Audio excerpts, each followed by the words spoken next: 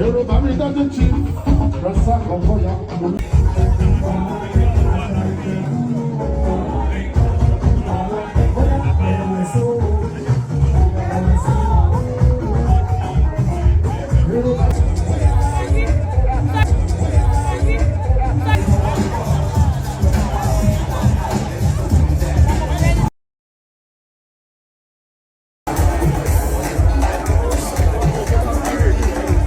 Hey guys, and welcome to my channel. Recently, Chief Mrs Olawumi Atere turned 85.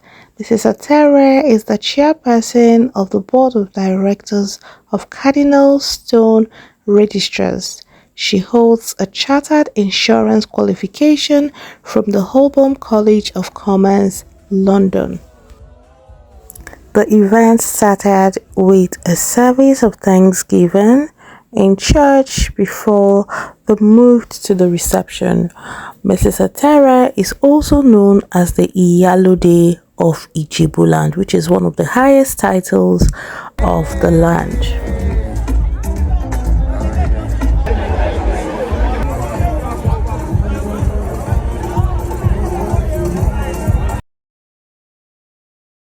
Telling me by the way, me on my Ijebu.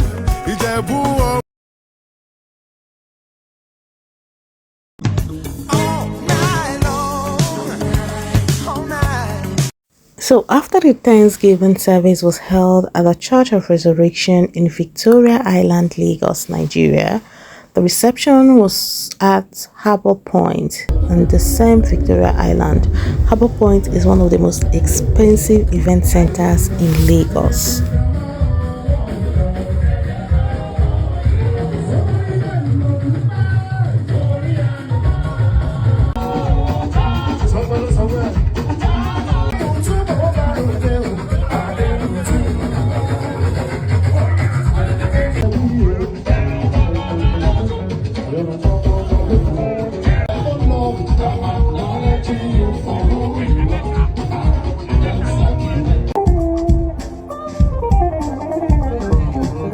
I absolutely love how the Westerners play with food at events. I love how they go all out to ensure that people are well fed. Sometimes they even have over 6 caterers at a single event. Me telling me by the way, me on my Ijebu. Imagine a single person having a portion of this, guys. Hey!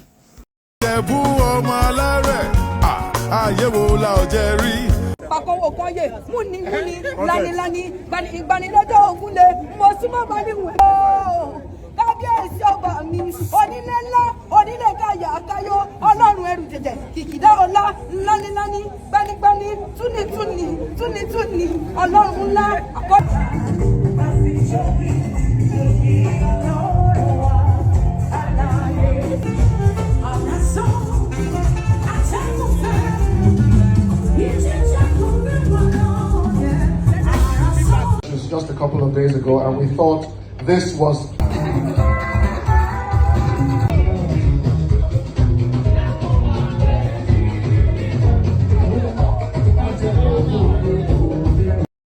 to be very honest, sometimes I feel like the money spent on Ashwebi at Yoruba events is worth it, to be very honest.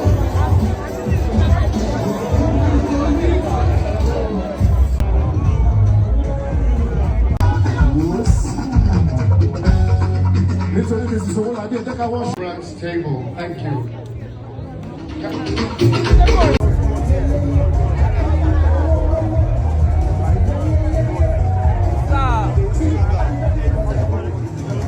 So guys, I would like to know what this is called. Is this cornflakes? Please, what are these things? Okay, that's a sushi, but I don't know what this is.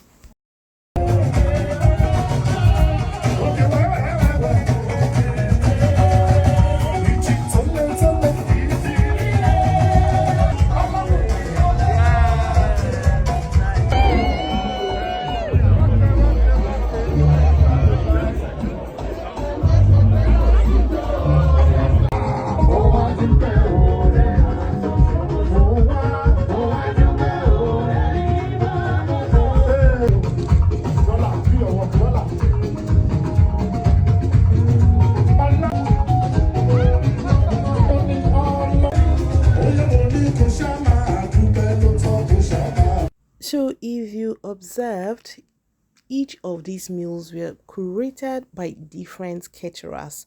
This was done by Cuisine Fantastique. Wow.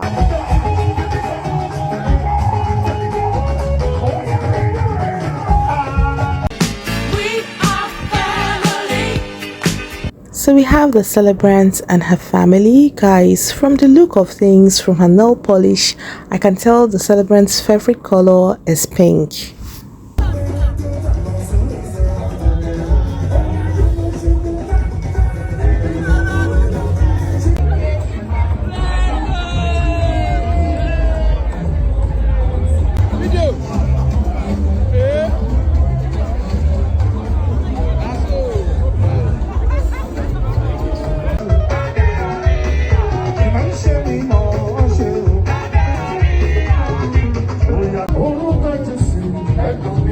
Guys, this one was done by Soul Food Avenue. So this was done by Lala Grill. You can zoom and look closely to figure out the vendor that created each of this, consumables. Okay, so guys, let me say this quickly. I say to people all the time that when you have an event, it is actually best to contract things to various vendors.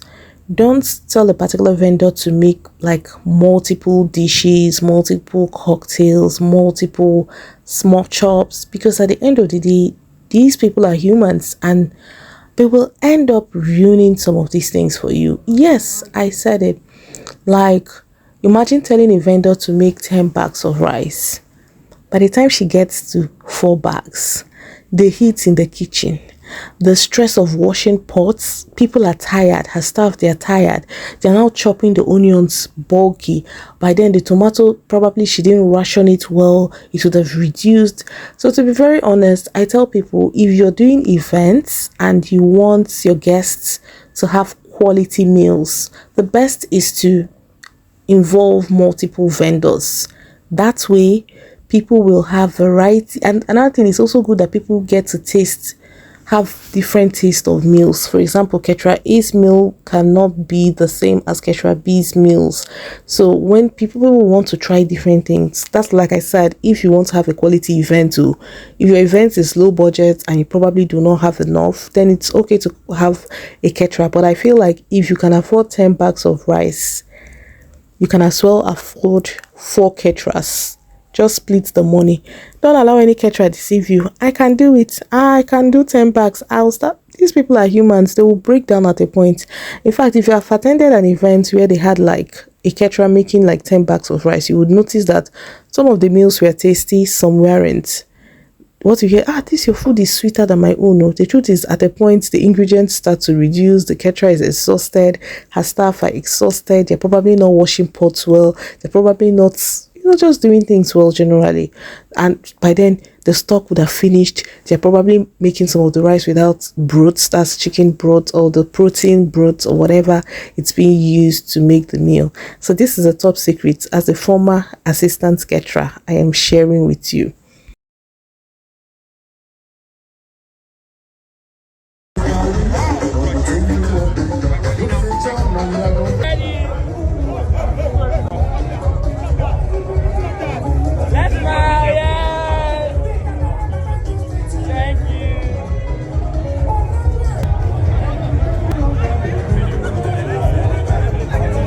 So we have come to the end of Iyalude's 85th birthday. I must confess that Iyalude looks so good.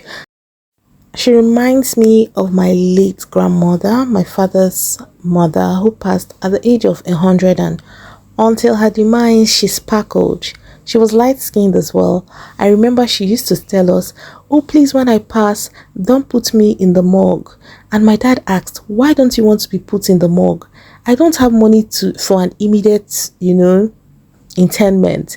And then she said, "Oh, one time my friend passed. She was as light as I am, and because they put her in the morgue, she became very black." That's how much of a babe my grandmother was. And my dad said to her, "Don't worry, when you pass, I will ensure your color remains the same."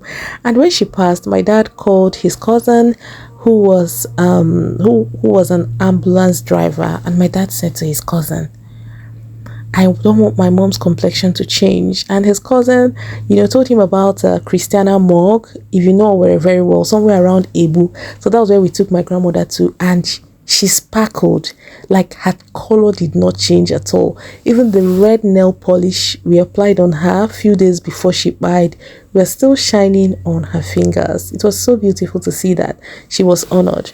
Guys, I digressed as usual. Apologies. We say a belated happy birthday to Mama Iyalode at 85. May God prolong her life. May she live a healthy and quality life. And hey, by God's grace, we will be alive to celebrate her 90th birthday. And who knows, her 100th birthday.